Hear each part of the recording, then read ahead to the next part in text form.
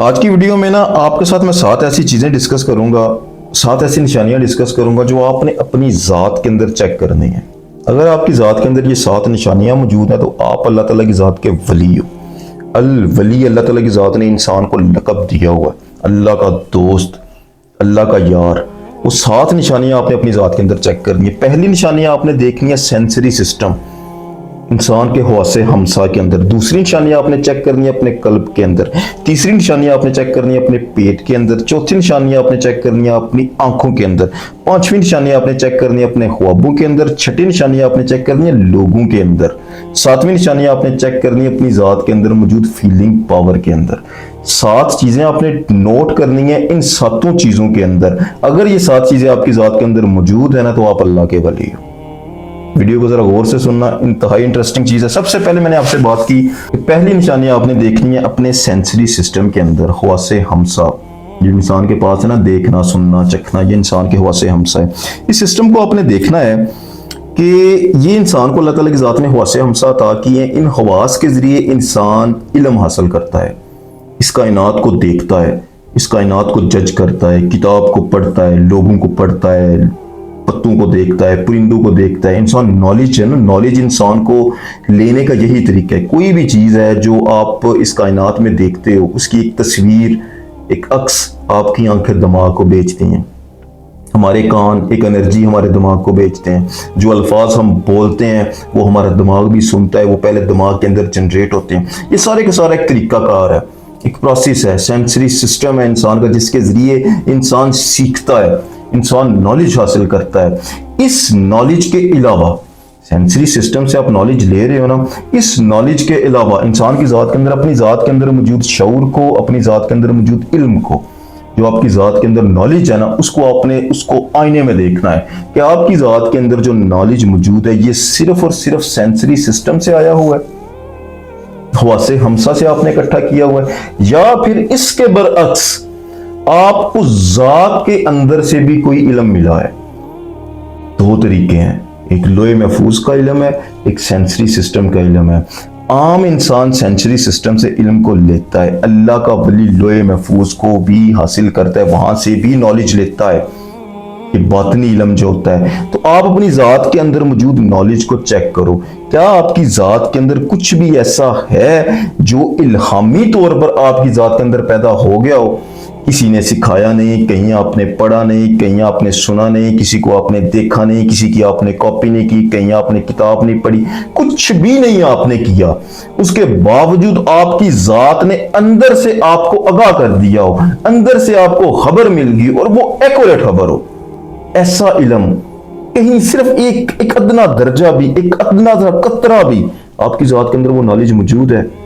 اگر وہ موجود ہے تو یہ پہلی بہت بڑی علامت ہے، بہت بڑی نشانی ہے کہ اللہ تعالیٰ کی ذات نے آپ کو صرف ہلکت سے نہیں، امر سے جوڑ کے رکھا ہوا ہے۔ اور اگر آپ امر سے جڑے ہو تو آپ کی ذات کے اندر جو الولی ہے نا، اس کا نشان موجود ہے۔ نمبر 2، آپ نے اپنے قلب کی کیفیت کو چیک کرنا ہے۔ میں نے بولا دل کو چیک کرنا ہے، قلب کو چیک کرنا ہے، اس کی کیفیت کو آپ دیکھنا کہ اس کی کیفیت کیا ہے۔ کیا وہ نرم ہے؟ کیا وہ مطمئن ہے؟ کیا وہ صاف ہے؟ کیا اس کے اندر بغض تو نہیں ہے؟ یہ آپ نے اس کے اندر نشانی چیک کرنی، اور یہ آپ نے انسانیت کے لیول پہ جا کے چیک کرنا ہے۔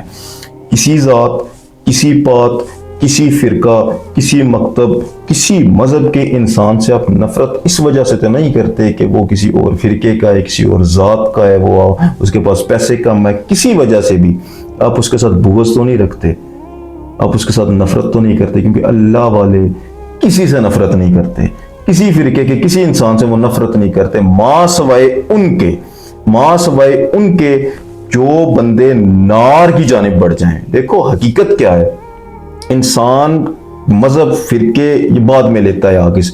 انسان اپنی ذات کے اندر موجود خیر اور شر میں سے ایک رستہ چن لیتا ہے۔